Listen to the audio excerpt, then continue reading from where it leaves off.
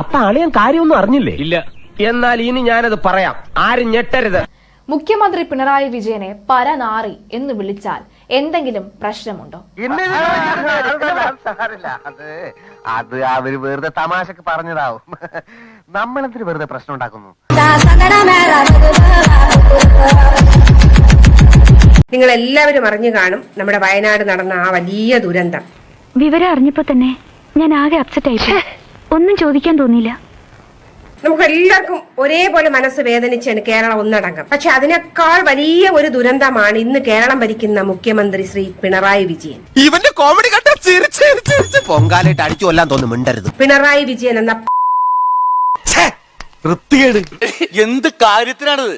ഒരു സുഖം, ഒരു മനസുഖം. അതുക്ക് മേലെ വിളിക്കാനാണ് ഞാൻ ആഗ്രഹിക്കുന്നത്. പക്ഷെ എന്റെ സംസ്കാരം അനുവദിക്കാത്തത് കൊണ്ട് ഈ പേരിൽ ഞാൻ ഒതുക്കിയത്. ഇതിന്റെ പേര് കേസെടുത്താലും എനിക്ക് ഒരു വിഷയവും ഇല്ല. മറ്റേ പണി കാണിച്ചോണ്ടല്ലോ, തനിക്ക് പോയി ചത്തൂടോട് പിണറായി വിജയ. നിങ്ങൾക്കറിയാമോ സുഹൃത്തുക്കളെ, വയനാട് ജില്ലയിലെ ഓരോ ശവസംസ്കാരത്തിനും ഓരോ ശവങ്ങൾ അടക്കിയതിനും 75,000 രൂപയാണ് എഴുതി വെച്ചിരിക്കുന്നത്. എനിക്കറിയാൻ മേലാത്തോണ്ട് ചോദിക്കുക കുഞ്ഞെ, നിനക്ക് എങ്ങനെ സാധിക്കുന്നത്? എനിക്ക് ഒരൊത്തും പിടിയും കിട്ടുന്നില്ല നിന്റെ കാര്യത്തില്. ശരിക്ക് പറഞ്ഞ കല്ലെടുത്തെറിഞ്ഞ് തലമണ്ട പൊട്ടിക്കാനുള്ള ദേഷ്യം എനിക്കുണ്ട്. ഉളുപ്പുണ്ടടാ ചക്കണക്ക്, എന്നാ പോവാൻ നോക്കടാ. താൻ മുഖ്യമന്ത്രി ആയിപ്പോയി എന്നുള്ളതാണ് ഏറ്റവും വലിയ സങ്കടം. സംഗതി കുഴപ്പത്തിലേക്ക് നീങ്ങിക്കൊണ്ടിരിക്കുക.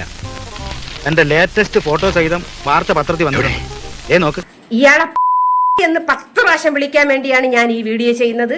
ഇയാളും ഇയാളുടെ കുടുംബം മൊത്തം ആയിപ്പോയി. പറ്റിപ്പോയടോ, ഇത് ഞാൻ എങ്ങനെ നൂരിപ്പോരും എന്റെ ദൈവമേ. പാവങ്ങളെ പിഴിഞ്ഞ് ജീവിക്കുന്ന പോയി പണിയെടുത്ത് ജീവിക്കണം. പുറത്തിറങ്ങാൻ പറ്റാത്ത സ്ഥിതിയായല്ലോ ഈശ്വര.